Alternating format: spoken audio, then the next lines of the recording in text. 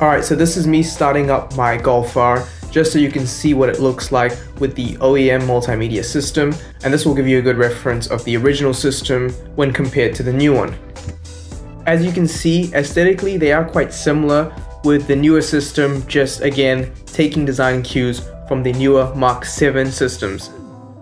So for this install, it is important to know that you will need a T20 torque screwdriver, or if you have a T20 bit with a socket wrench, that will work as well.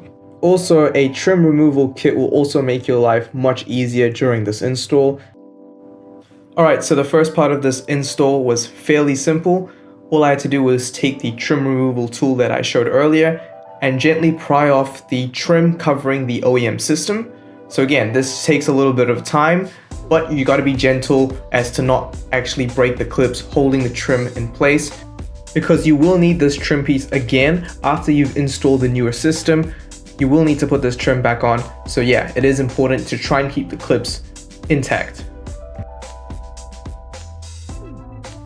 After a little more persistence, the trim piece finally came off, revealing the OEM system and the 4 T20 screws holding it in place. At this point, all I had to do was remove these 4 T20 screws, and then I could gently pull out the OEM system and reveal the cables at the back that needed to be detached. After removing all the screws, I had to be very careful when pulling out the OEM system, as there were a bunch of cables still attached to the system, and I just had to be careful with removing each of these cables one by one. I will admit that some of these cables actually had clips that were incredibly hard to actually take off, and in turn it made actually pulling these cables out from the system so much harder. It actually took me a good 10 to 15 minutes just trying to get these clips to come off so I could actually detach them from the OEM system.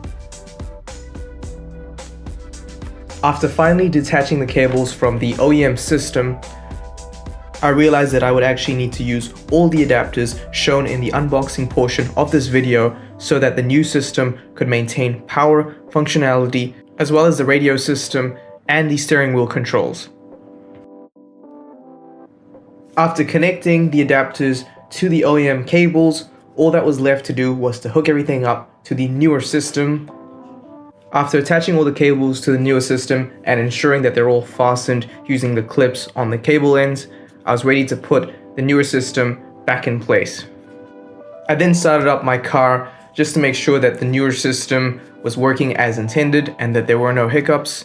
I didn't put the T20 screws back in just yet until I was absolutely sure that everything worked as intended. So after checking out everything and making sure it all worked, once I was happy, I decided to put the 220 screws back into the newer system and fasten everything up. At this stage, I was pretty much just working backwards. Once I had all these screws fastened back in place, all I had to do was just put the trim that I took out earlier back onto the system and tidy everything up.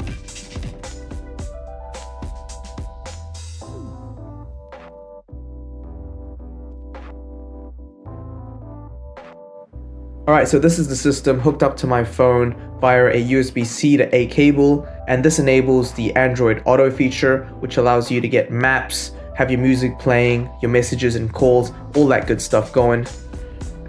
You also get a few extra entertainment apps as well that you can use directly from the system itself when hooked up to your phone. Alright, so this has been my unboxing and installation of the Schemaxcon 360 Pro. I hope you all enjoyed this video.